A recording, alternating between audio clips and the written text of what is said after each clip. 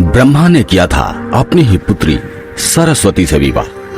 हिंदू धर्म के दो ग्रंथों सरस्वती पुराण और मत्स्य पुराण में सृष्टि के रचयिता ब्रह्मा का अपनी ही बेटी सरस्वती से विवाह करने का प्रसंग है, जिसके फलस्वरूप इस धरती के प्रथम मानव मनु का जन्म हुआ। लेकिन ब्रह्मा ने अपनी ही पुत्री से विवाह जैसा निंदनीय काम क्यों किया?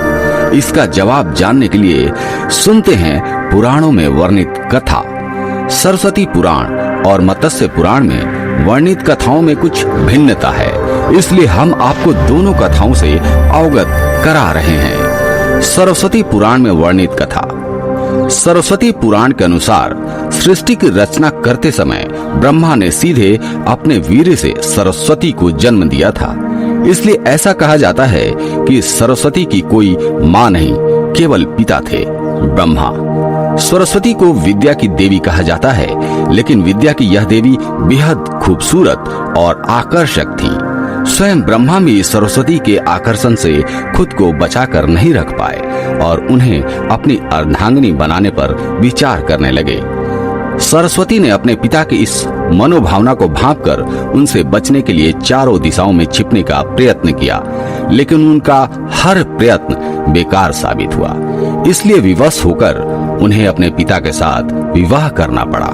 ब्रह्मा और सरस्वती करीब 100 वर्षों तक एक जंगल में पति पत्नी की तरह रहे। इन दोनों का एक पुत्र भी हुआ, जिसका नाम रखा गया स्वयंभू मनु। मत्स्य पुराण में वर्णित कथा। इसके उलट मत्स्य पुराण के अनुसार ब्रह्मा के 5 सिर थे।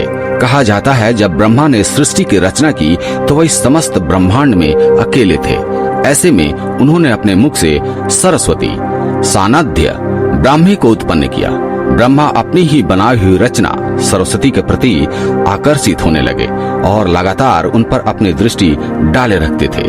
ब्रह्मा की दृष्टि से बचने के लिए सरस्वती चारों दिशाओं में छिपती रही, लेकिन वह उनसे बच नहीं पाई।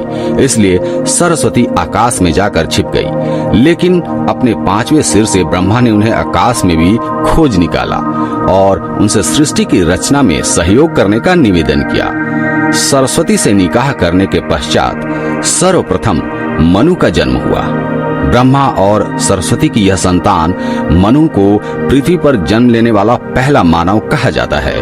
इसके अलावा मनु को वेदों, सनातन धर्म और संस्कृत समेत समस्त भाषाओं का जनक भी कहा जाता है।